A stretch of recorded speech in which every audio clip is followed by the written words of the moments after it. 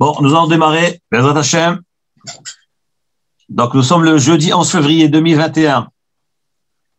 Nous sommes Erev Rosh Chodesh. C'est-à-dire, ce soir, c'est Rosh Chodesh Adar. Mishe Nichnas Adar Barbi Besimcha. Lorsque le mois de Adar arrive, nous devons multiplier la joie.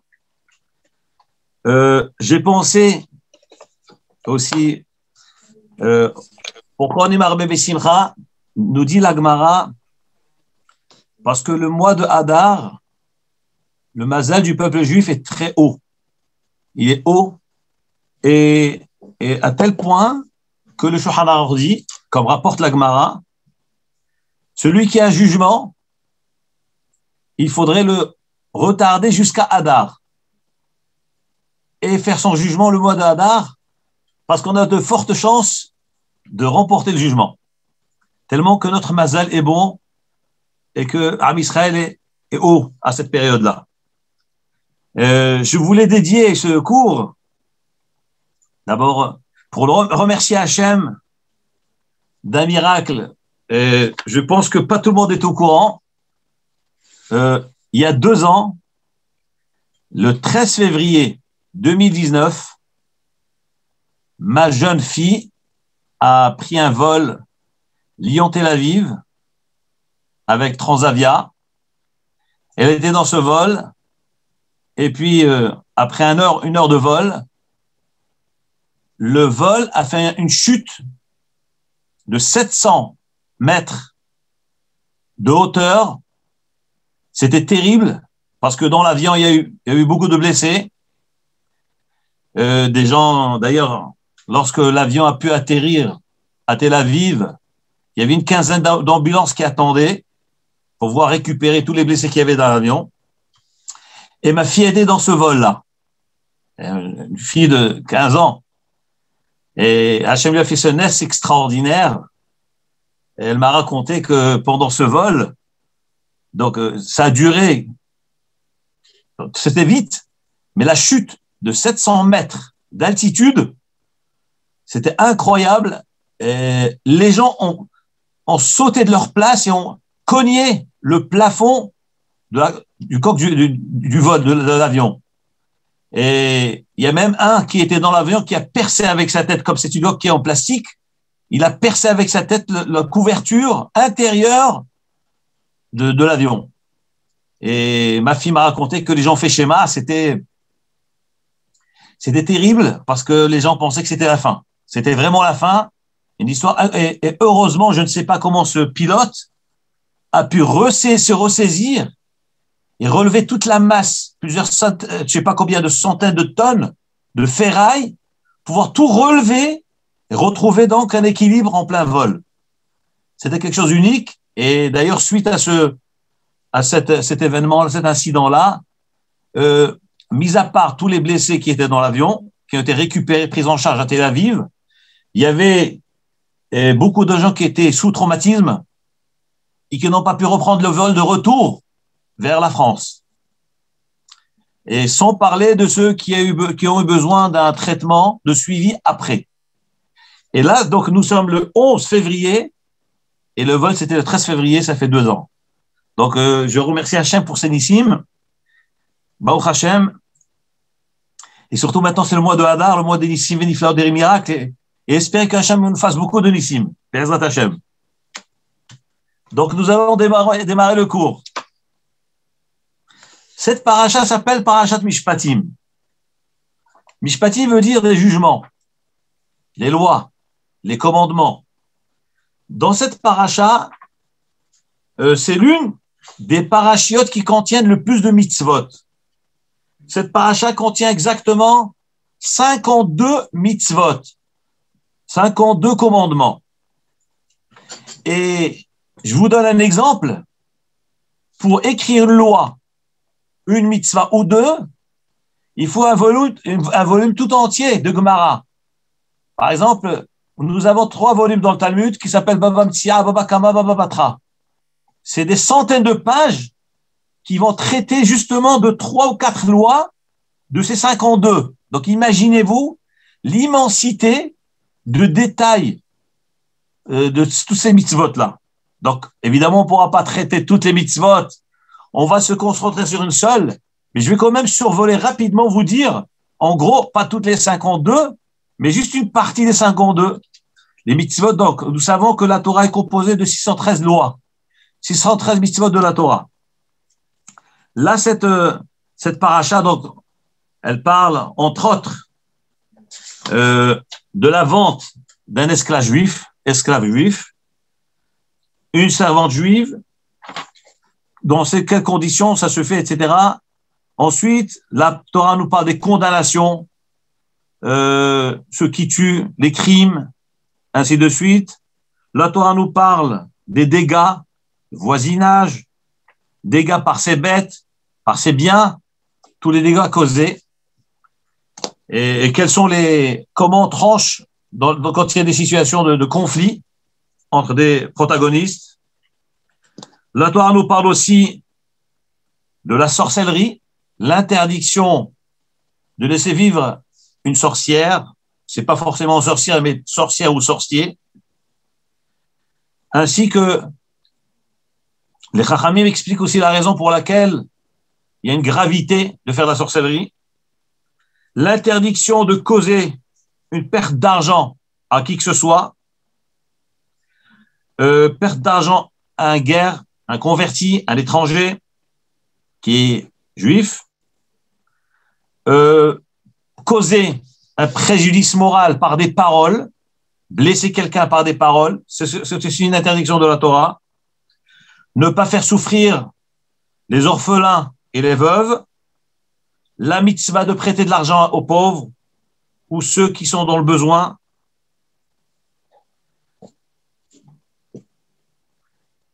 ne pas réclamer une dette à quelqu'un si on sait qu'il n'a pas de quoi rembourser. Et comment faire pour lui réclamer? Donc, il y a une interdiction de lui réclamer. Le respect du dayan, ne pas blasphémer, maudire un dayan ou un rav, chas v'shalom. Aussi, le blasphème à l'égard de Dieu. Ainsi de suite. Donc, il y a énormément de lois dans cette paracha. Là, nous allons nous concentrer dans une mitzvah qui est un peu particulière et que vraiment, il faut comprendre quelle est la logique de cette mitzvah-là et le sens de cette mitzvah. D'ailleurs, le titre de ce cours, c'est le sens et la moralité des commandements de la Torah. Alors, je vais vous lire la mitzvah que nous allons traiter ce soir. C'est la mitzvah, le din, la loi de la vente d'un esclave juif. Alors, la Torah dit, Ki tikne eved evri. Lorsque tu t'achètes un esclave juif. Shesh shanim ya'avod. Il devra travailler chez toi pendant 6 années.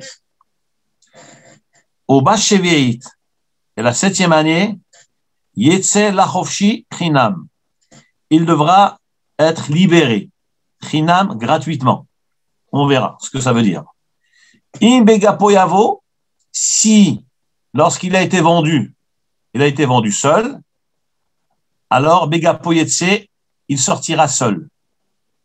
Im ba'al ishaou, mais si cet esclave juif a été vendu, il était marié, ve'atsea ishtoimo, sa femme sortira avec lui. Attention, il a été vendu, on parle de la vente de l'homme, on ne parle pas de la vente de sa femme.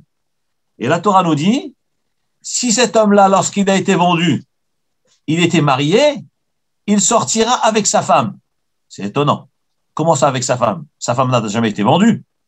Retenons les questions. Je poursuis. Im adona viten lo isha, si son maître, l'acquéreur, lui donne une femme, donc en étant esclave chez lui, donc son acquéreur lui donne une femme, vialdalo bani mouvanot, et que cet esclave, donc avec cette femme-là, on va dire une servante qui lui donne, donc il a des enfants avec elle, Haïcha viladeati la donnéa, la servante et les enfants qui sont nés chez le maître appartiendront à son maître. Ils appartiendront au maître. Et lui, lorsqu'il quitte, eh bien, il quittera seul. Et je termine donc l'épisode. Ve'im amor yom ha'eved. Si cet esclave juif dit à son maître, Ahavti et Adoni, j'ai aimé mon maître, Est ishti, ma femme, Ved banai, et mes enfants, Lo etze chofshi, je ne veux pas me libérer, je vais rester chez toi. Alors à ce moment-là, dit la Torah, V'igisho Adona vela Elohim, donc le maître doit donc le présenter devant le Bet Din,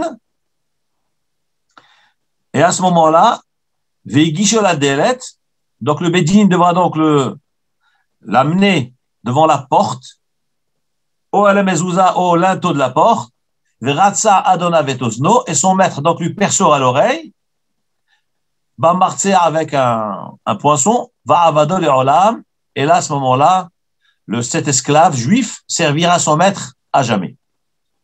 Voilà donc une mitzvah, un din, une loi dont traite la Torah. C'est-à-dire que dans les 613 mitzvot de la Torah, il y a une mitzvah. Lorsqu'un juif est vendu, voici donc les conditions. Donc, il faut le libérer après 6 années, etc., etc., tous les détails. Nous allons réfléchir un peu, nous pencher sur cette loi-là, qui est la première loi de Parashat Mishpatim. Réfléchissons un instant. Comment peut-on vendre un juif? Comment un juif peut-il vendre un autre juif? La Torah nous parle d'un esclave juif. Lorsque tu vas acquérir un juif, un esclave, un ivri, comment un juif peut-il vendre un autre juif? Maintenant, comment un juif peut-il acheter un autre juif? Comment c'est possible? Que va devenir sa femme et ses enfants? Que vont devenir sa famille? Qui va éduquer ses enfants? Où est donc la moralité de la Torah? Quel est le sens de cette loi-là? Où est l'amour du prochain? Est-ce que nous avons déjà vu dans l'histoire la vente d'un frère, d'un juif? Et pourtant la Torah nous dit qu'il faut aimer, qui aurait voulu être vendu comme esclave. De quel droit peut-on vendre un juif? De quel droit? Qui est propriétaire du juif? Pourquoi le vendre? Plus exactement, dans l'histoire, dans le Sefer Bereshit, nous voyons qu'il y a eu déjà une vente. Hélas, les Shvatim, les enfants de Yaakov Avinu, ont vendu leur frère Yosef. Qu'est-ce que ça a donné? Ça a causé l'exil de tout un peuple. Une asservitude de 400 ans d'exil parce que les frères ont décidé de vendre Yosef. À tel point que le Talmud nous dit que pour pouvoir expier la faute, faire pardonner la faute des Shvatim, eh ben, plus tard dans le temps, à l'époque de la Mishnah, il y a eu ce qu'on appelle la condamnation des 10 martyrs. Asara Roge Malchut. Les 10 Chachamim qui ont été condamnés à mort par les Romains. Et nous disent les Chachamim que l'empereur leur a dit, pourquoi je vous condamne? C'est pour pouvoir expier la faute de faux frères qui ont vendu Yosef. Comment maintenant la Torah nous parle de la vente d'un juif en tant qu'esclave? Comment c'est possible? Dans le monde dans lequel nous vivons, la vieille France, on sait que il y avait ce qu'on appelle l'abolition de l'esclavage dans le monde. En France, le 4 février 1794, donc c'était 5 ans après l'adoption de la Déclaration des droits de l'homme et du civil, des citoyens, il a été déclaré l'abolition de l'esclavage. Mais ce n'est pas l'abolition définitive. L'abolition définitive a eu lieu le 27 avril 1848. C'était donc l'abolition définitive et l'émancipation des esclaves. Pas loin de notre époque, le 23 mai 2001, il a été voté une loi que toute personne vendant un homme est poursuivie de crimes contre l'humanité. Ça a été voté le 23 mai 2001. Comment comprendre ce que la Torah nous dit? Ki tikne eved ivri. Lorsque tu t'achètes un esclave juif, mais pourquoi vendre un juif? Mais de quel droit? Alors, vous allez comprendre maintenant la profondeur de la Torah. Lorsqu'on parle d'esclavage dans le judaïsme, ça n'a aucun rapport avec l'esclavage qui se passe dans le monde. Lorsque toutes les lois ont été votées contre cet acte grave, c'est parce que on arrache la liberté à un homme et on en fait ce qu'on veut. Or, tout homme est libre. Chers amis, nous dit la Torah, notre sainte Torah. Dans quelles conditions on parle de vente d'un juif? Le pasouk, donc je reviens au psukim, au verset de la Torah. Ki tikne eved ivri. Lorsque tu acquiers un esclave juif. Nous dit Rashi, dans quelles conditions ce juif a été vendu et qui l'a vendu? Il existe deux cas de figure. Le premier cas de figure, c'est un esclave juif, c'est un juif qui était en difficulté, qui n'arrivait pas à subvenir aux besoins de sa famille, et il se fait vendre pour pouvoir nourrir sa femme et ses enfants. Donc, il a été vendu par lui-même, de son propre gré, pour pouvoir nourrir, subvenir aux besoins de la famille. Donc, vous voyez que c'est différent. Personne ne l'a arraché à cet homme, personne ne lui a arraché sa liberté, c'est de lui-même, pour assumer ses responsabilités à l'égard de sa famille. Deuxième cas de figure, dans lequel un esclave est vendu, c'est, nous dit Rashi, au nom de la Gemara, c'est lorsqu'un ben Israël, un juif a volé. La Torah dit, il doit rendre la Gezela, il doit rendre le vol. Un homme qui a volé, pour qu'Hachem lui pardonne pour cet acte, s'il rend ce qu'il a volé, Hachem lui pardonne. Cet homme n'a pas de quoi rembourser. Comment pourra-t-il donc réparer cette erreur, cette faute, qui est le vol? Nous disent les Chachamim, comme rapport de Rashi, dès lors où il est condamné au Beddin à payer, on lui dit alors si tu as de quoi payer, tu payes. Si tu n'as pas de quoi payer, on sera obligé de te vendre. Et pas éternellement. C'est juste de quoi payer tes dettes. Payer ce que tu dois aux autres. Nous disent les Chachamim, ces deux cas de figure pour lesquels l'homme est vendu, à travers cela, nous voyons la profondeur de la Torah. Le Beddin permet à l'homme de faire tchouva, de se réparer, de se parfaire. Donc le Beddin, par défaut de ne trouvant personne pour rembourser la dette de cet homme, le Beddin donc va le vendre pour qu'il puisse rembourser. Mais vous allez voir toutes les restrictions que les Chachamim nous imposent. Le deuxième cas de figure, où il a été vendu, il s'est vendu lui-même. Nous voyons à quel point la Torah, elle a à cœur la responsabilité d'un foyer, à tel point qu'un homme a le droit de se vendre lui-même pour pouvoir assumer ses obligations. Maintenant, nous allons voir les détails dans les psukim, des choses extraordinaires. Nous dit le pasuk, Ki tikne eved ivri, si tu acquiers un esclave juif. Donc, les deux cas de figure, ou il s'est fait vendre par, il est vendu lui-même, ou bien par le Bedin. Nous dit la Torah, Shesh shanim ya'avod. Il devra travailler 6 ans.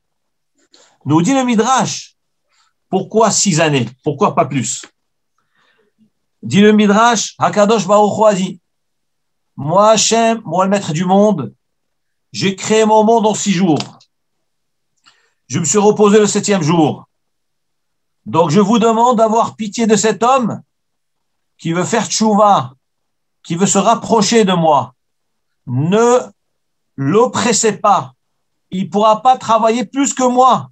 Moi, le maître du monde, il m'a fallu 6 jours pour créer le monde. Eh bien, cet homme, on va se limiter à 6 années de travail. Au Bashévéit, et la 7e année, Yetse lachofshi chinam, il sortira à la liberté. Nous voyons donc, même dans la difficulté, malgré la rigueur, on voit dans la rahmanout la pitié de la Torah. Comment Kadosh Baruch Hu le considère. Le pasuk dit à la suite, In begapo yavo. Si cet homme-là, il vient begapo. Alors, comment se traduit le mot gapo?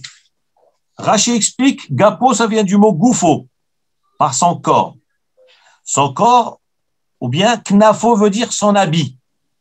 In begapo yavo, begapo yafetse. Si cet homme-là est venu avec son habit, qu'est-ce que ça veut dire avec son habit? C'est-à-dire qu'il est venu seul. Lorsqu'il a été vendu, il a été vendu seul. Il n'était pas marié. Alors, begapo yetse.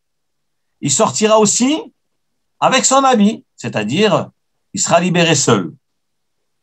Mais les Chachamim rajoutent dans le Midrash que le mot gapo signifie son corps. Qu'est-ce que cela veut dire?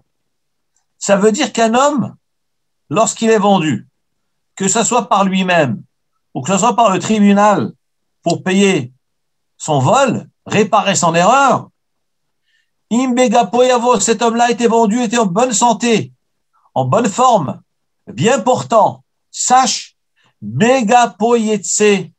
cet homme-là devra sortir libéré en bonne santé. Le maître n'a pas le droit de l'oppresser, ni de lui donner des travaux difficiles au point de l'épuiser et de le rendre malade. Donc la Torah impose à ce maître un respect absolu, une pitié absolue, un devoir à l'égard de la Torah et à l'égard de cet homme de ne pas user et abuser de sa force et de sa santé. Lui donner que des travaux légers, même pas un travail de bûcheron, même pas un travail de puiseur d'eau. Pourquoi? Parce que c'est des travaux qui épuisent la santé, qui épuisent la force d'un homme. Donc dit la Torah, Imbega Poyavo, si cet homme-là, lorsqu'il a été vendu, il est venu en bonne santé, tu dois tout faire pour qu'il garde sa santé, pour qu'il puisse repartir en bonne santé de chez toi. Nous dit les Chachamim, Im Adona viten lo isha. Si son maître lui donne une femme, lui attribue une femme, vous constaterez que dans le mot Adonav, il manque un Vav. C'est écrit Aleph, Dalet, Cholam. Ado, mais il n'y a pas de Vav ici. Im Adonav iten lo isha. Nous dit le Midrash. Pourquoi il manque cette lettre de Adonav? Il dit le Midrash, un Midrash qui s'appelle Midrash Haserot Viterot. C'est un Midrash qui traite tous les lettres en plus ou en moins qu'il y a marqué dans la Torah. Donc là, dans le mot Adonav, il manque le Vav. Im Adonav iten lo isha, si son maître lui donne une femme. Dit le Midrash, pourquoi dans Adonav, il manque un Vav? C'est pour ainsi dire que Adonav signifie son maître. C'est pour faire signifier à l'homme qu'il n'est pas un maître entier à part entière. On lui enlève un Vav, c'est-à-dire ne te crois pas maître absolu sur cet homme-là, sur ce malheureux qui n'a pas de quoi vivre, qui n'a pas de quoi nourrir ses enfants, qui n'a pas de quoi nourrir sa femme, ou ce pauvre malheureux qui n'a pas de quoi rembourser le vol. Tu t'appelles Adonav, tu es vrai, tu es son maître, tu as payé, tu l'as acheté. Mais sache qu'il manque un vav dans ton nom, c'est-à-dire, tu n'es pas aussi maître que tu l'imagines, tu as que dans la mesure du supportable. À tel point que nous dit le Talmud, dans le traité de Kiddushin, la Gemara dit dans Daf Kavbet, page 22, côté B, Kol Kana Eved, Kana Adon Le'atzmo. Le juif qui acquiert un esclave juif, il n'a rien fait d'autre qu'acquérir un maître sur soi. Qu'est-ce que cela signifie? Nous dit la Gemara, le fait d'acheter un juif en tant qu'esclave, eh ben, on s'acquiert un maître pour soi. C'est-à-dire qu'en fin de compte, qui c'est l'esclave dans l'histoire? C'est le maître lui-même qui devient l'esclave. Lui, il achète un esclave.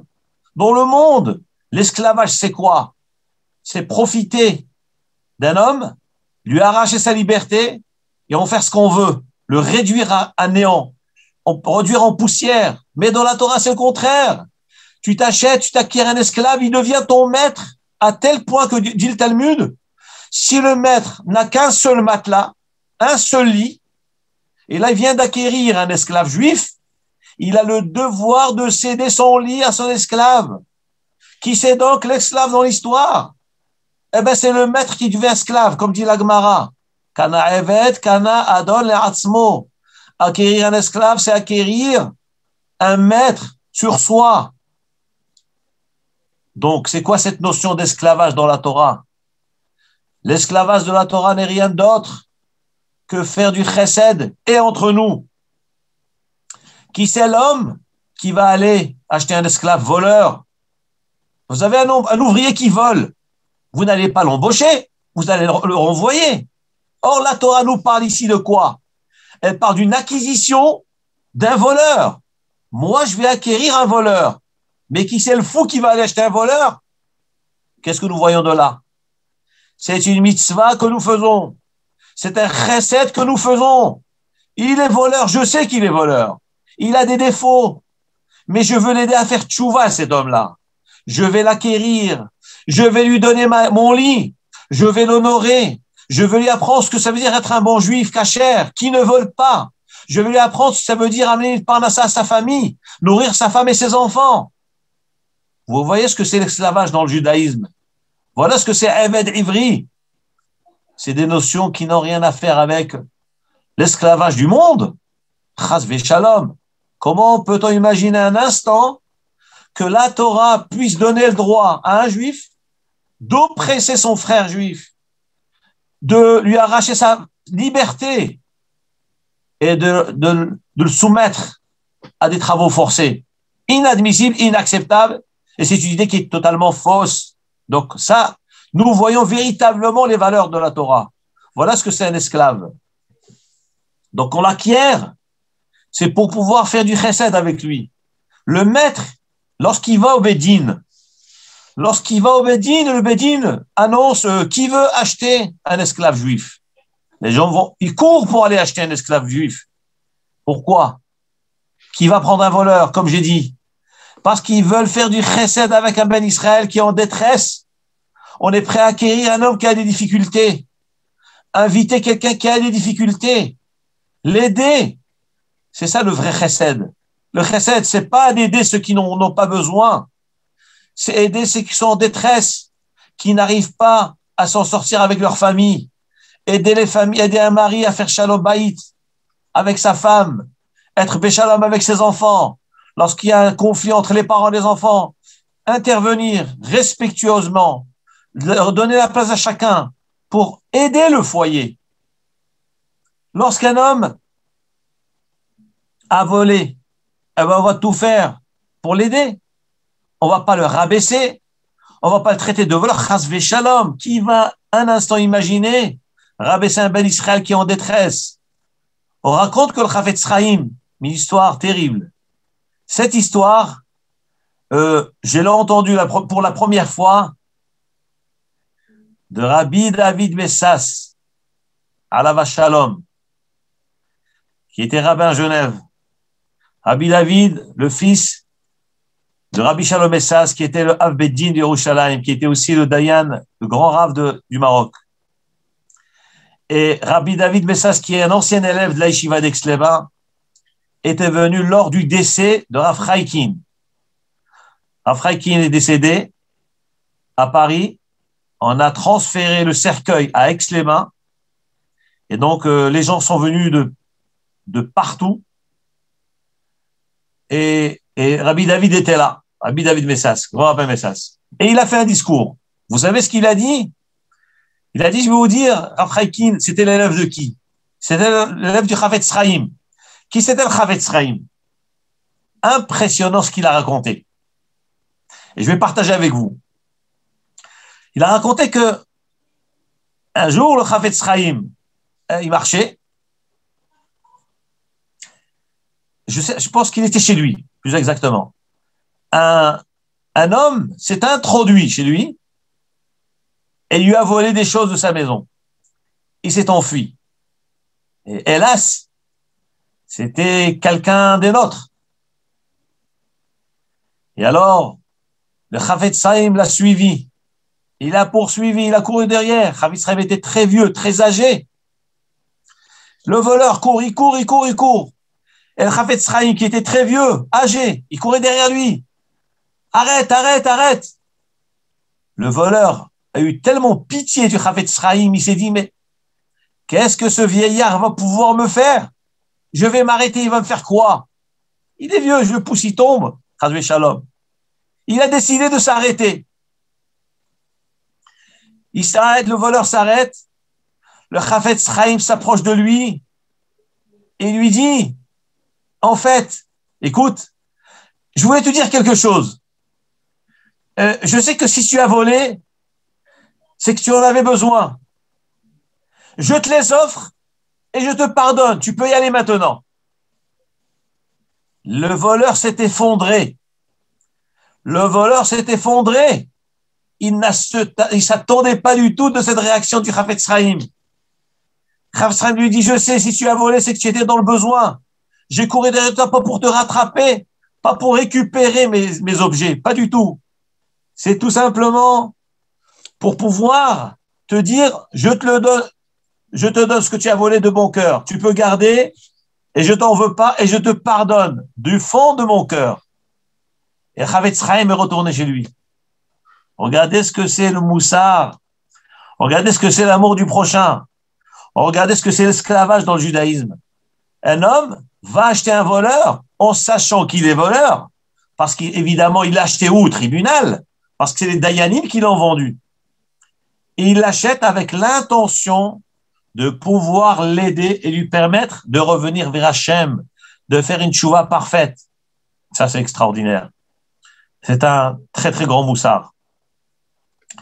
Et ça nous fait vraiment réfléchir. Nous voyons toutes les mitzvot de la Torah, justement. C'est comme ça, même des mitzvot qu'on n'arrive pas à comprendre, qui nous paraissent difficiles, il faut savoir qu'il y a une profondeur dedans. Il y a un sens, il y a une morale. Et même quand on ne comprend pas du tout, eh ben, ça rentre dans la catégorie de ce qu'on appelle chok, un décret. Mais voilà donc un exemple de ces mitzvot extraordinaires de l'acquisition d'un esclave et de la vente d'un esclave. Je poursuis sur l'esclave. Regardez à quel point la Torah est sensible pour cet homme qui est en difficulté. Il est dit,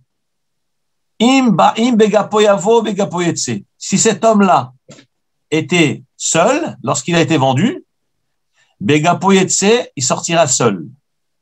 V'im ba'al ishaou, mais si il était marié, ve'yatsea ishto imo, sa femme sortira avec lui. Qu'est-ce que ça signifie? Le Chachamim demande, comme d'ailleurs rapporte Rashi. Rashi rapporte, mais im ba'al ishaou, si cet homme-là était marié. La Torah dit, sa femme sortira avec lui. Demande alors Rashi, comme dit la Gemara et le Midrash. Mais comment ça, sa femme, elle sort avec lui? Mais qui l'a vendu, sa femme? Personne n'a vendu la femme. Nous sommes en train de parler de la vente d'un esclave, Eved Ivri. Sa femme n'a jamais été vendue. Elle n'a jamais été vendue. Alors, que signifie ce que la Torah nous dit? Si cet homme-là était marié, alors, sa femme sortira avec lui. Qu'est-ce que ça veut dire? Elle n'a jamais été vendue. De là, dit la Gemara, nous disent les Chachamim, la Torah nous enseigne que tout celui qui acquiert un esclave juif a l'obligation d'assumer la nourriture et l'éducation et la parnassa de sa femme et de ses enfants. Ça veut dire que lorsqu'un homme acquiert un esclave, il a à charge une famille tout entière. Et d'où la Gemara tire cela, parce qu'il y a marqué Viyatsea ishtoimo, sa femme sortira avec lui. Ça veut dire qu'elle est rentrée avec lui, mais elle n'a pas été vendue avec lui. Comment elle a pu rentrer sans être vendue? Réponse, c'est parce que le maître, lorsqu'il acquiert l'esclave, le père de famille, il est obligé de prendre en charge la femme et les enfants.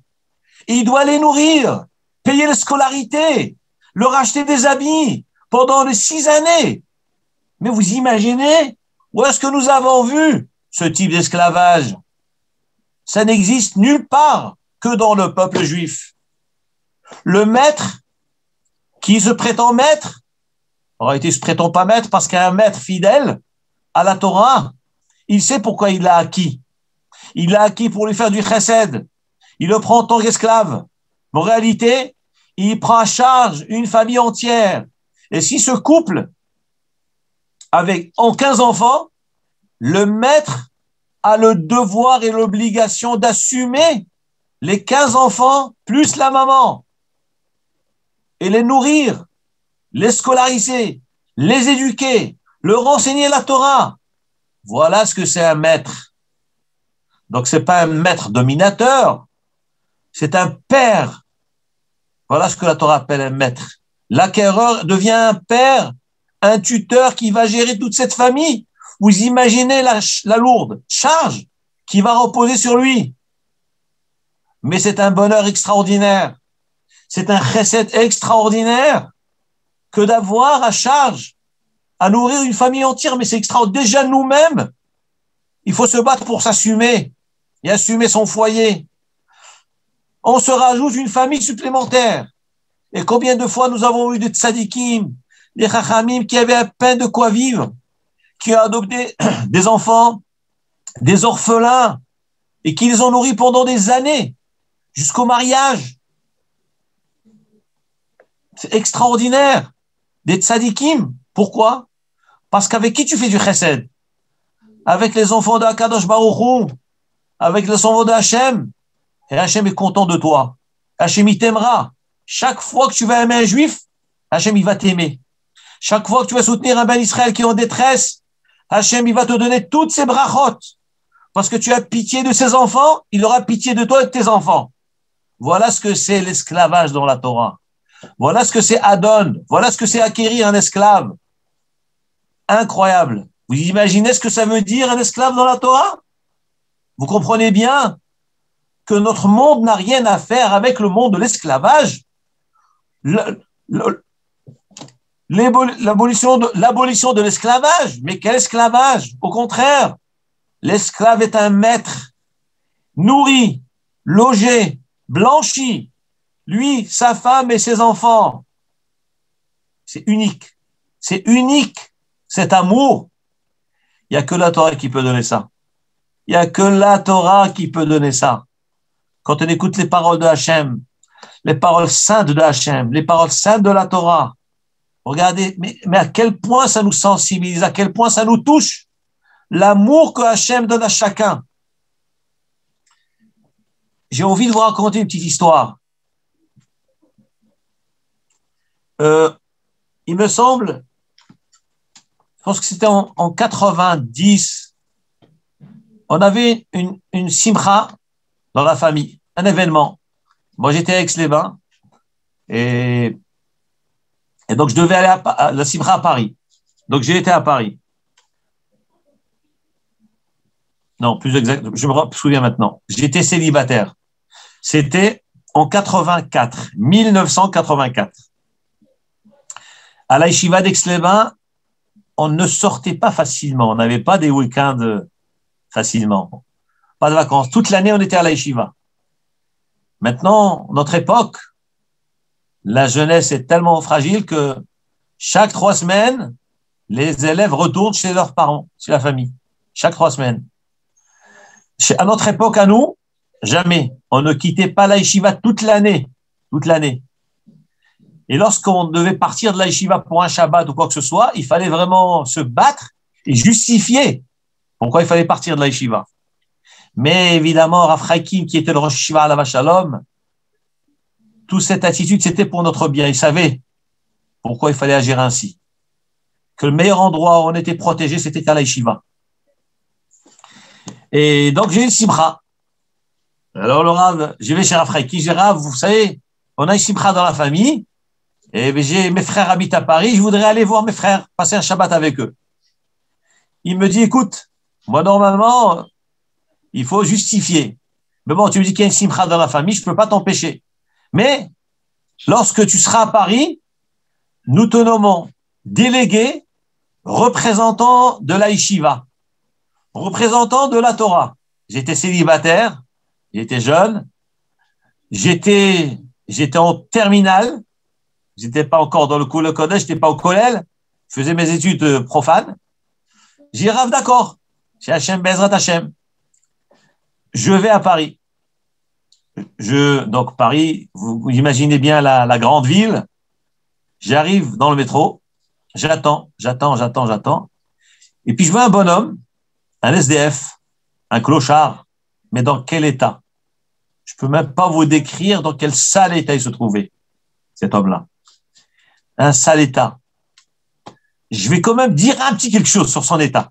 Plein de vomi. Excusez-moi pour l'expression. Tout sale, crado, par terre. Et il demandait de l'aumône. Donnez-moi une pièce. J'ai flairé, j'ai dit, c'est pas possible. Il y a quelque chose ça m'a choqué. Il a une âme juive, cet homme-là. Je ne sais pas comment j'ai senti ça. Je m'approche de lui. Je lui dis, vous savez, avec grand plaisir, je vais vous donner une pièce, une bonne pièce, une grosse pièce. Vous allez en faire quoi? Vous allez acheter du vin. Il me dit, non, c'est pour me nourrir, je crève de faim. C'est pour m'acheter du pain. Je lui dis, mais regardez dans quel état vous êtes. Tu vas t'acheter du pain, de l'alcool. Il me dit, non, je vous promets. Après, je lui dis, j'ai commencé à le tutoyer. Dis-moi, mais tu es des nôtres?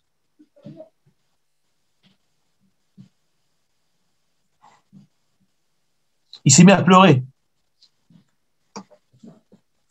Il a dit oui, je suis comme toi. Il s'est mis à pleurer. Je lui ai dit, mais tu es un prince. Qu'est-ce que tu fais là, dans cet état-là? Mais tu es un prince. Am Israël, comment tu peux te permettre de te laisser aller comme ça? C'est pas possible. Inadmissible. Il a pleuré. On a pleuré ensemble. Je lui ai dit maintenant ce que tu vas faire. Je te donne de l'argent. Comme si je donnais à mon frère. Tu vas aller au Bet Lubavitch, 8 rue Lamartine. Tu vas demander de l'aide. Tu vas essayer de te nettoyer. Tu vas mettre les tefilines. Be'ezrat Hashem, tu auras un grand hatzlacha dans tout ce que tu feras. Ne te laisse pas abattre. Tu es un prince. Bani matem l'Hashem Elokechem, on n'a pas droit, noblesse oblige. Il a pleuré. Il m'a dit d'accord. Et on s'est quitté sur ce terme, ces propos. Je ne l'ai plus revu. Mais voilà une histoire de ce que ça veut dire aimer quelqu'un. Aimer un Israël en détresse. J'aurais bien voulu raconter d'autres histoires, mais par respect à certaines personnes, je ne peux pas en parler dans ce cours. Je ne peux pas encore parler parce que peut-être vous côtoyez un entourage de ce que je viens d'insinuer et donc je ne veux pas rentrer dans les détails. Et Baruch Hashem, avec tout ça, sur d'autres personnes, dans d'autres villes, on les a rapprochés. On leur a parlé avec amour et affection, humblement, avec amour, affection. J'ai pris des risques dans certaines situations, comme je suis trop approché de certaines personnes, que d'autres repoussaient. Mais je sentais en eux qu'il y avait une neshama extraordinaire et qu'il fallait les ramener. Des gens que personne ne voulait rapprocher. Pas par haine, par dégoût. Des fois, il n'y avait pas d'hygiène, c'était très repoussant. Mais au fond de moi-même, je lui ai dit, mais c'est des bénis d'Israël. Si c'était nos enfants, qu'est-ce qu'on n'aurait pas fait pour nos enfants? Qu'est-ce qu'on n'aurait pas fait pour nos enfants? Rafraikin Alava Shalom est juste, entre autres, une de ces personnes dont je viens d'insinuer maintenant, pas celui de Paris. Maintenant, c'est devenu un homme extraordinaire qui est plongé dans l'étude de la Torah avec amour, avec ferveur, classe, élégant. Tout ça pourquoi? Parce qu'on a mis son égoïsme de côté. On a ouvert son cœur avec les autres. On a partagé son cœur avec Am Israël. Et Baruch Hashem, ces gens sont revenus. Rav Gershon Alav Shalom, qui est donc été le directeur de la Yeshiva d'Aix-les-Bains. Rav Gershon nous avait raconté une histoire bouleversante. Que dans un village polonais, il y avait ce qu'on appelle le fou du village. Et alors, les gens se réunissaient chaque jour pour aller voir ce fou qui faisait le clown. Il faisait rire tout le monde. Les gens rigolaient, passaient un bon moment, ils rentraient chez eux. Et le lendemain, la même chose. Voilà qu'un jour, ce fou du village a fait son speech. Il a fait rire tout le monde. Et dans l'assistance, il y avait un homme qui était là, debout, à écouter attentivement le speech que faisait cet homme, ce clown, mais ne réagissait pas. Il était froid, sans réaction. Les gens se sont tournés vers lui et lui ont dit, mais dites-nous, mais c'est marrant ce qu'il fait ce clown. Mais regardez, tout le monde éclate de rire. Les gens en pleurent, tout le monde pleure de rire. Comment se fait-il que vous ne réagissez pas, ça ne vous fait rien?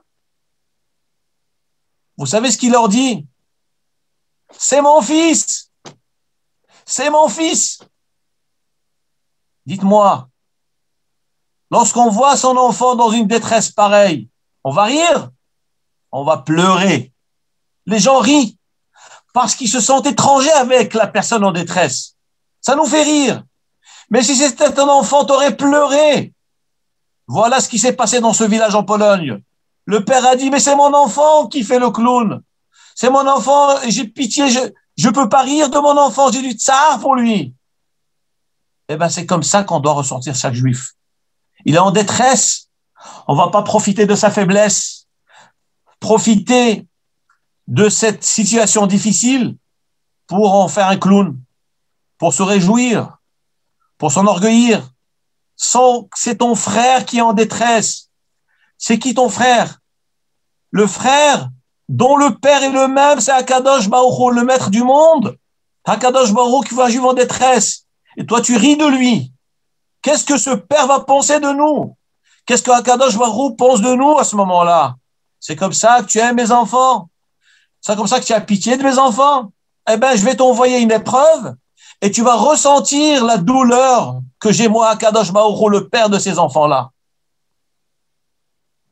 Ça bouleverse. Mais c'est une vérité. Nous devons prendre conscience de cela. Et tout cela à travers la mitzvah, justement, de Evet Ivri. Qui tikne Evet Ivri, Lorsque tu vas acquérir un esclave juif, comment on peut acheter un esclave juif? Il est invendable. Il est hors prix. C'est un prince. Qui va le vendre? De quel droit? Qui va l'acheter? Pourquoi l'acheter? Réponse. C'est pour faire du chesed avec ce Eved. C'est quelqu'un qui est en détresse, qui n'avait pas de quoi vivre. L'aider à vivre, lui, sa femme et ses enfants, comme on a expliqué tout à l'heure. Viatsea ishto imo, sa femme sortira avec lui. C'est-à-dire quoi sortir? Mais elle n'a pas été vendue. Réponse, je répète parce qu'il y a des nouveaux qui arrivent. C'est qu'en réalité, l'acquéreur, le maître qui acquiert cet esclave juif, il doit prendre en charge la femme et les enfants de cet esclave-là. C'est ça, viatsea ishto imo. Donc, lorsque l'esclave est libéré, il libère la femme et ses enfants. C'est-à-dire que pour toutes ces années, pendant toutes ces 6 ans, le maître a dû nourrir l'esclave, entre guillemets esclave, ainsi que sa femme et ses enfants, et tous ceux dont ils avaient besoin. Voilà ce que c'est l'esclavage dans la Torah. Mais quel bonheur d'héberger quelqu'un, de l'aider dans Avodat Hashem, de lui apprendre ce que c'est la tchouva, de lui apprendre de ne pas voler, de lui faire du chesed, de lui donner un sens dans l'éducation, lui montrer ce que c'est Shalom Bayit. Voilà ce que c'est un Eved. Mais on ne peut faire ça que si on voit en chacun un Tselem Elohim, que si on voit en chacun l'image de Dieu.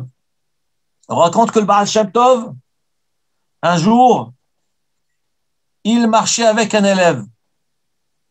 Alors, il y a un homme qui se précipite vers lui. Le Baal Shem Tov ouvre ses bras et l'enlace, il l'embrasse de toutes ses forces, d'une façon extraordinaire, avec une chaleur, un enthousiasme unique. Ils discutent quelques instants et puis après, ils se quittent. L'élève dit au Rav, Kvod Harav, cet homme-là, je suppose que c'est un ami d'enfance. Lui dit le Baal Shem Tov, Alava Shalom.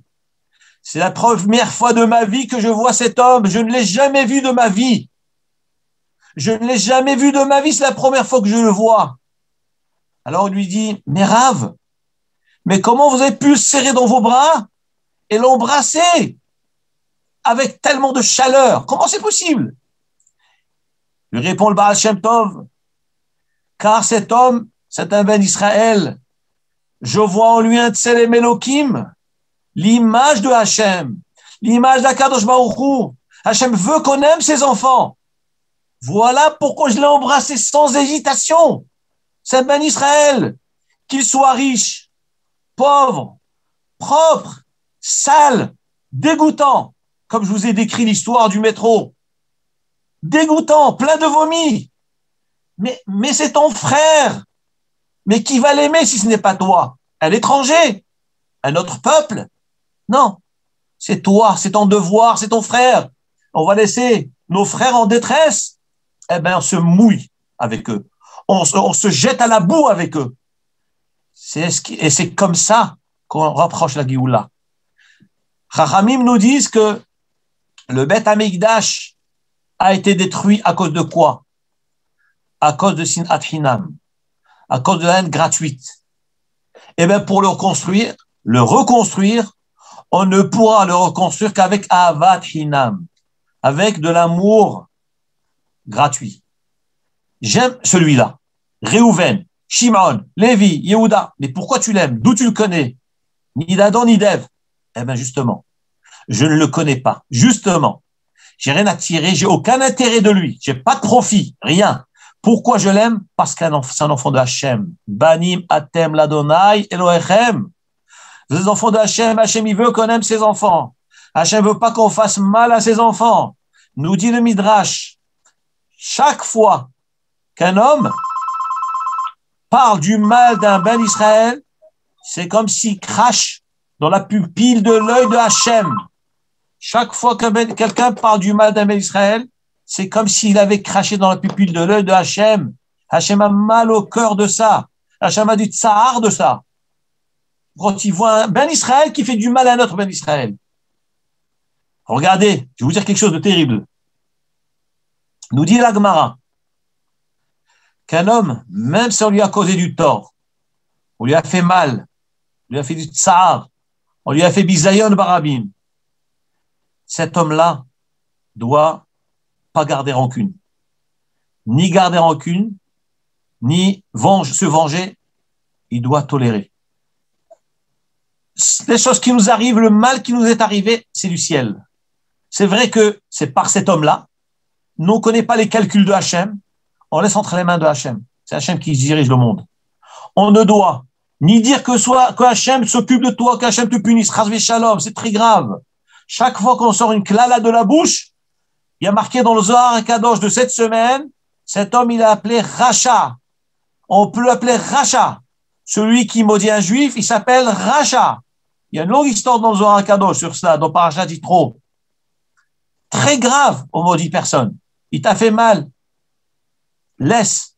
Mais ce qui est extraordinaire, c'est que les Chacham, ils m'ont institué que tous les soirs, nous devons faire le Kriyat Shema Alamita. Qu'est-ce qu'on dit dans Kriyat Shema Alamita? Il y a le Shema Israël, qui est donc une protection contre toutes les forces du mal, contre tous les mauvais esprits de la nuit, mais aussi un passage dans lequel nous disons Hareni Mohel Vesoleah, je pardonne à tout celui qui m'a énervé, qui m'a causé du tort, qui m'a fait du mal. Velo Yanesh Shum Adam Besibati, et qu'aucun juif ne soit puni à cause de moi. Vous imaginez ce que ça veut dire? Un bonhomme vous a cassé la voiture. Un bonhomme vous a fait un sale coup. Il a parlé du mal de vous. Il vous avait perdre de l'argent. Évidemment, vous pouvez le traiter au tribunal de Beddin pour réclamer la perte. Ça, c'est évident. C'est juridique. Mais il faut savoir une chose, il faut dire, et dans cette fille, nous disons que Hachem, je t'en supplie qu'aucun juif ne soit puni à cause de moi. Pourquoi il y a cette prière dans la Kriyat Shema Alamita? Car la Gemara nous dit, tout celui qui fait en sorte qu'un juif est puni à cause de lui, il n'est pas nichnas dans la britsa de la Shrina. Hakadosh Baruch Hu le renvoie. Hachem ne veut pas de lui. Bien que cet homme-là, on lui a causé du tort, on lui a fait mal. Ce Réhouven m'a fait mal.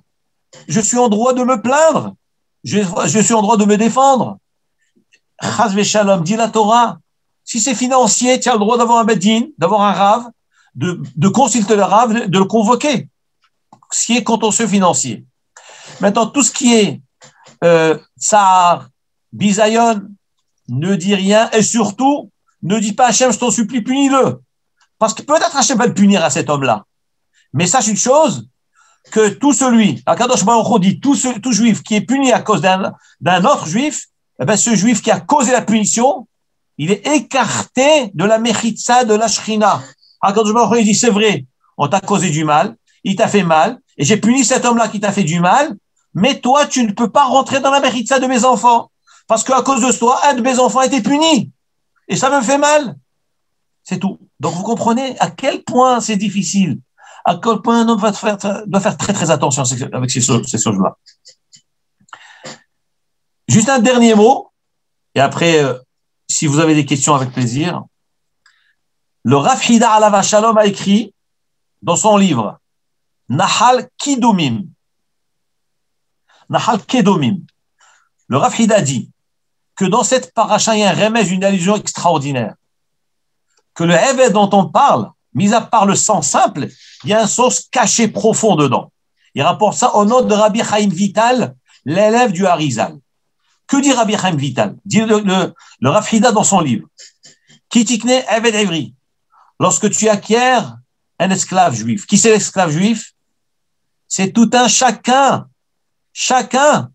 Il acquiert son âme à Kadosh Baruch Hu, lui a donné la chance extraordinaire de naître, de venir sur cette terre, d'avoir la chance de vivre sur cette terre. Hakadosh Baruch Hu te dit, qui dit toi le Ben Israël, toi le juif, je t'ai donné la chance unique, extraordinaire de venir sur cette terre. Tu t'appelles esclave juif. Pourquoi esclave juif? Parce que tu es Eved Hashem. Nous sommes nés pour servir Hashem, pour accomplir les mitzvot de la Torah. Alors, sache une chose. Shesh Shanim Ya'avod. Donc, c'est Hachem qui s'adresse à nous. D'ailleurs, dans le Zohar aussi, le Zohar Kadosh aussi, c'est rapporté cette version-là. Shesh Shanim Ya'avod. Nous dit la Torah. Toi, Ben Israël, sache que tu es kitikné.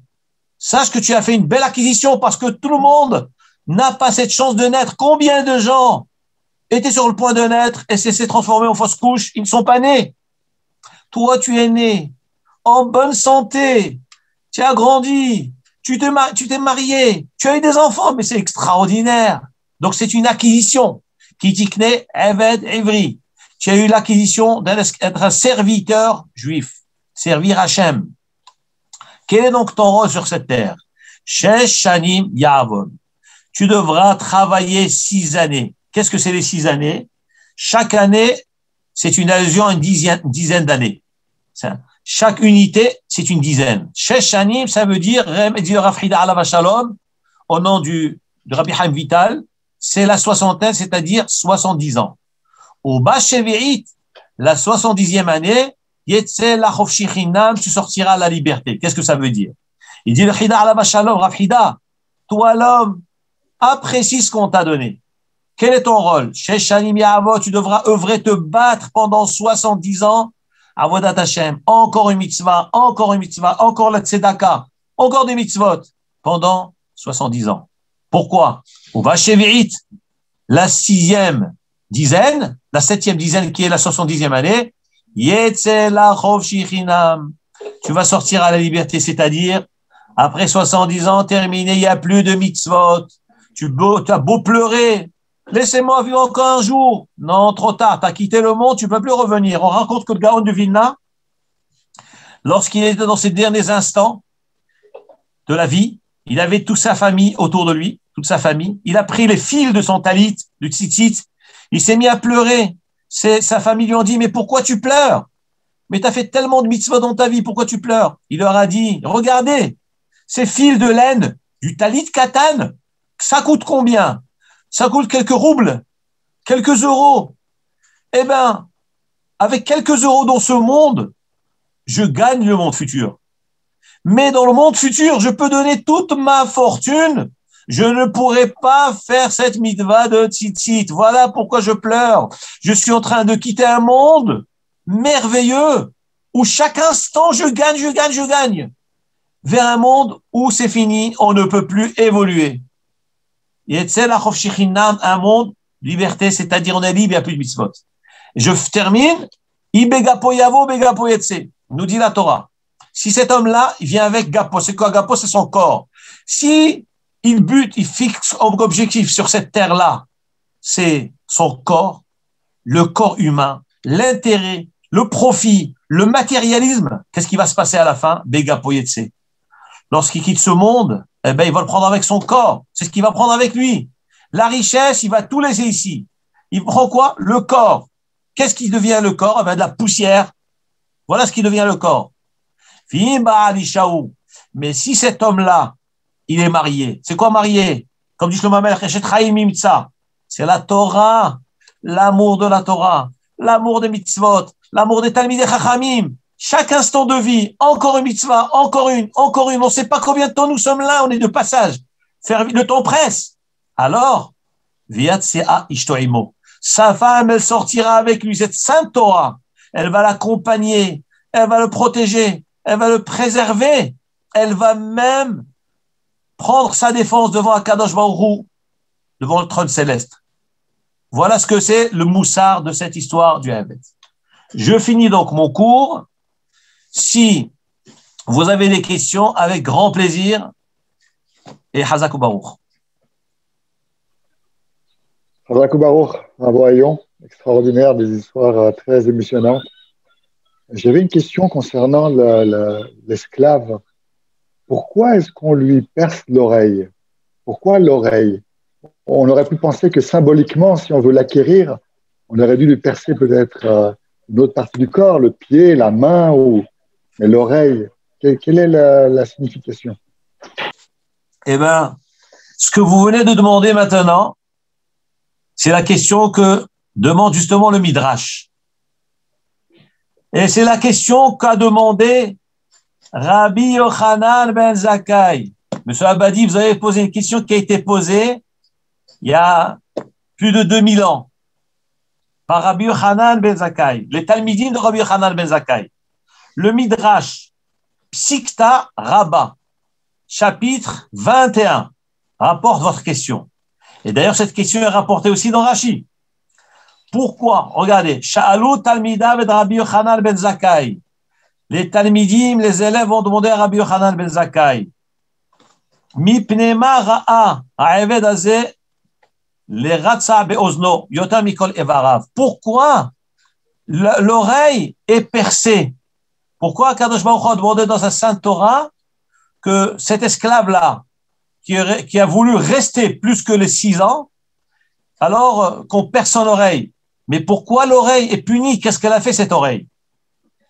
Alors regardez, Amar Lahem, Rabbi Yochanan ben Zakkai dit à ses élèves, vous voulez savoir pourquoi l'oreille? Parce que l'oreille qui a entendu au mont Sinaï, Lo yeh lecha Elohim acherim al panai. Tu ne dois pas avoir d'autres dieux sur ma face. Et cet homme-là, cette oreille-là qui a entendu dans Sinaï, ton seul maître, c'est le maître du monde. Et cette oreille a choisi, malgré tout, d'aller se soumettre à un homme, d'aller proroger le contrat de 6 ans à jamais, être soumis à un homme, eh bien, cette oreille mérite d'être percée. Voilà donc la raison pour laquelle c'est l'oreille qui est percée. Parce que c'est cette oreille-là qui, elle, n'a pas écouté la parole de Hachem. Il y a une deuxième explication qui est rapportée, que Rashi rapporte, c'est que une des raisons pour laquelle nous avons dit que l'esclave juif est vendu, c'est parce qu'il a volé.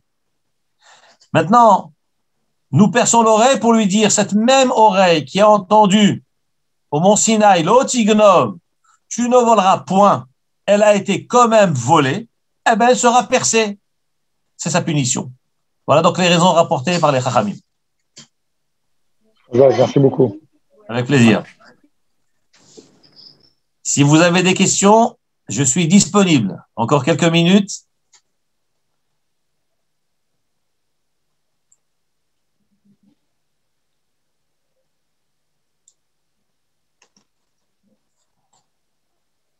Rav, bonsoir, Ben Guigui à l'appareil. Je suis avec ma femme Rosaline. Toujours un plaisir de vous avoir le jeudi soir. Razak ou Baro. C'est un grand plaisir pour moi de vous entendre. Très, très grand plaisir. Merci beaucoup. Razak. Très belle leçon. Merci, Rav.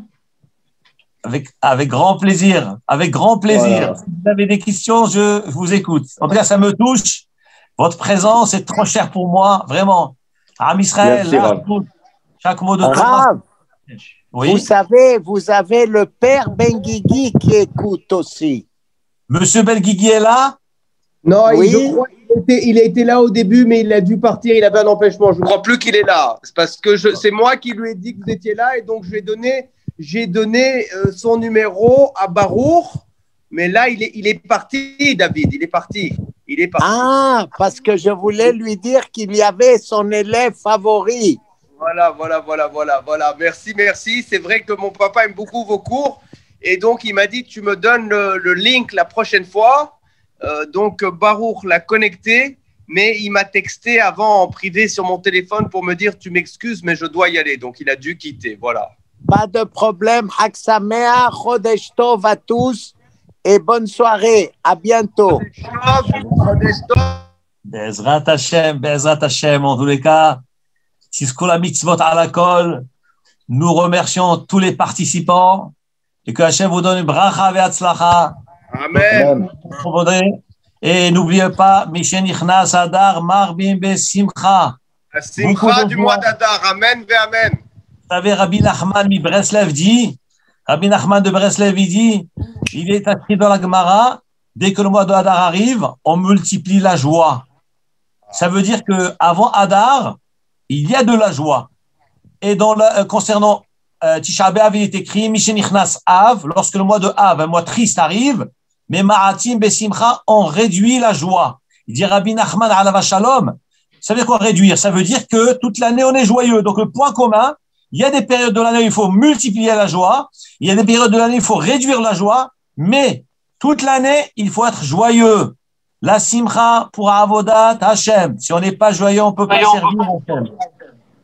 Alors, Abayon, il y a juste Oui. une seconde. Ma femme voudrait vous dire quelque chose. Bonsoir. Merci beaucoup. Bonsoir, madame. Bonsoir. Bon, je voudrais partager une très belle ségoula que j'ai appris il y a quelques heures pour le mois d'Adar. Peut-être que vous la connaissez. Le Rav Ankri, il a dit comme ça qu'en fait, il faut prendre tout celui qui va prendre une feuille, Bezrat Hashem, et qui va écrire sur cette feuille Mi she'arnas Adar marbim besimcha mazal Adar dagim, et faire un petit dessin d'un petit poisson et l'accrocher chez lui. Bezrat Hashem, chacun dans ce qu'il a besoin, quelqu'un qui cherche une parnassa, quelqu'un une refoua, pour quelqu'un qui veut un bébé, quelqu'un qui veut un zivoug, chacun dans ses délivrances, Bezrat Hashem, eh bien, Bezrat Hashem, il aura la délivrance qu'il a besoin. Est-ce que vous avez entendu cette ségoula? Oui, effectivement, je l'ai entendu. Effectivement, là, vous me provoquez. J'ai tellement de choses à dire dessus. Mais c'est extraordinaire, extraordinaire. La émouna du Ham Israël, la émouna du peuple juif. Parce que ce n'est pas par hasard que c'est le mois du poisson. Vous savez que le mois de Hadar, c'est Mazal Dagim, le poisson. Et dans le Zohar Kadosh, le poisson, c'est quelque chose de très, très particulier. Et Kaviachol, vous savez que la Shrina, Kaviachol, la Shrina, elle est comparée au poisson. Pourquoi le poisson? Vous savez que le jour de Rosh Hashanah, nous, lorsqu'on mange le poisson, on dit Shenifre venir beka dagim, qu'on se multiplie et fructifie comme le poisson. Et on rajoute une phrase encore dans cette prière, nous disons Vetashgah alan be'ena pikiha, et toi Hachem, tu nous protèges et tu nous surveilles be'ena pikiha, avec un œil ouvert. Qu'est-ce que ça veut dire l'œil ouvert? Dans le Zohar Kadosh, il est écrit que Kaviachol Ashrina, ça ressemble au poisson. Vous savez que une des rares animal, être vivant, qui n'a pas de paupières, c'est le poisson. Le poisson n'a pas de paupières. Pourquoi? Parce qu'il y a marqué dans le pasuk Hine loyano velo ishan shomer Israël. Hakadosh Baruch Hu ni dort, ni somnole. Pourquoi? Parce qu'il est shomer Israël. Parce qu'il garde Israël. Semblable kaviachol au poisson, le poisson ne peut pas dormir. Il a constamment les yeux ouverts. Il n'a pas de paupières.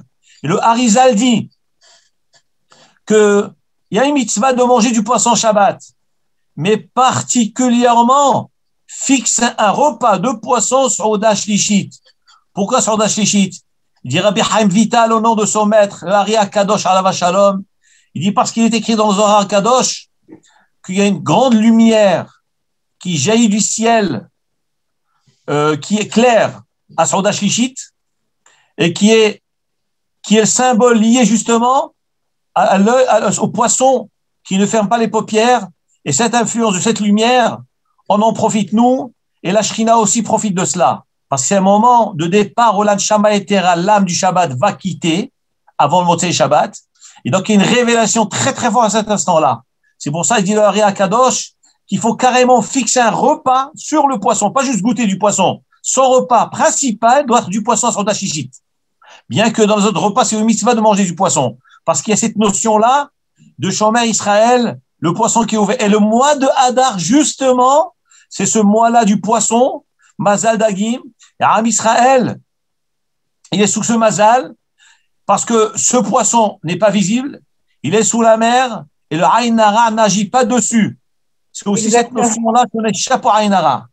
Voilà, ça, mais je ne me rappelle plus quel Rav il a donné, quel Rav dit ça, que c'est une très belle sboula de faire ça, et par ce mérite, Bezrat Hashem, qu'Hachem nous protège à tous, chacun dans les délivrances qu'il a besoin, qu'on puisse assister à la Géoula, Berachamim, Bezrat Hashem, parce qu'on m'a dit que c'est très Amen. important. Berachamim. Amen. Amen. On vient de dessiner le poisson. Magnifique.